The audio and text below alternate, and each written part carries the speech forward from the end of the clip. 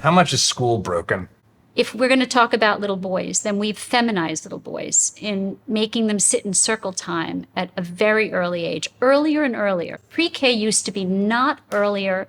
In my day, it was 1 year before kindergarten, 4. At 4 years old, you went to pre-K 3 days a week, 3 hours a day. Yeah, that's what I And sometimes your mommy sat in the background and watched you play. So you could do what Margaret Mahler called rapprochement, which is go do emotional refueling and go get a hug and then go back to play. Sort of like I've heard Mommy this. and me. You sort of go off, Yeah. and that circle actually grows.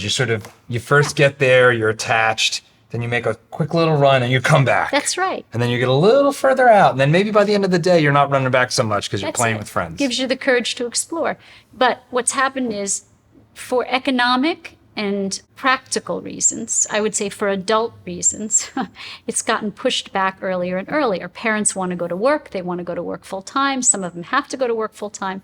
So it's gotten pushed back. So preschool is really daycare. It's not preschool. And it starts as early as 14 months. So at 14 months, you're putting a little boy who's meant to be running around and toddling and knocking towers down and building, and what we call build, destroy, build. Building towers, destroying The most them, building fun them sequence again. I've ever known. Yes, build, destroy, build.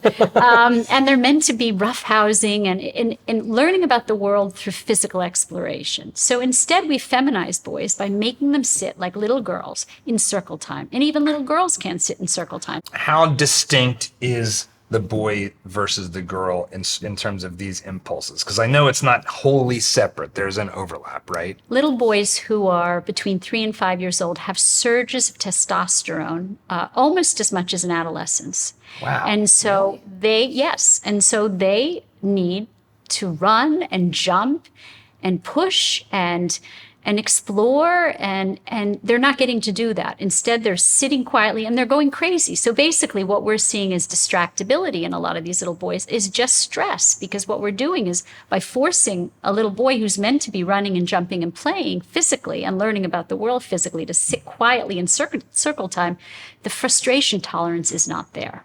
Right? So we're doing that to little boys and we're labeling them. And then if they can't sit in circle time, the school calls parents and says, your child has ADHD. We'd like to medicate your child. Right. So does that suit the schools? Of course it does. It suits the schools because they get a quiet little passive sedated boy. Okay. That's a problem. The other problem is that we're pushing cognitive learning, left brain learning, before social emotional learning. Play, in the word kindergarten, meant garden of children. That's what it means. A garden of children is not sitting in circle time learning letters and numbers. A garden of children is building towers and knocking them down, is Climbing doing trees. Imaginary play, is Finger paint. putting on princess clothes, is finger paint, is playing with Play-Doh and clay. It's meant to be free play. And you learn through free play and imaginary play things like frustration tolerance, conflict resolution. You work through a lot of areas of conflict resolution through play. And so we've taken that away from children and replaced it with left brain. So I think of the analogy as it would be like left brain learning before social emotional learning, or right brain learning is like putting your shoes on before your socks. So you talked about how boys are getting feminized, which is, for many, going to sound inflammatory. Wouldn't be the first time I said something that was inflammatory. What's happening for girls? Are girls, I mean, I know this. We've had Warren Farrell on the show, who's the author of The Boy Crisis, and he really led the way on pointing out that in every measurable statistic you have on boys and men, they're not doing great. They're not doing great with health, with wellness, with life expectancy, with criminality, with educational attainment, with employment. You know, women are kicking our butts. But is there stuff about the school system that's also bad for girls too, or is it better suited to girls?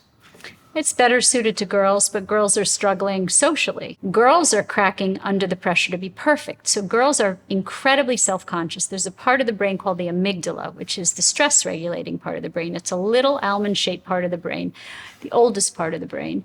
It lies very deep in the limbic system, and it's meant to be very diminutive and not very active in the first 3 years, and then it's meant to come online slowly.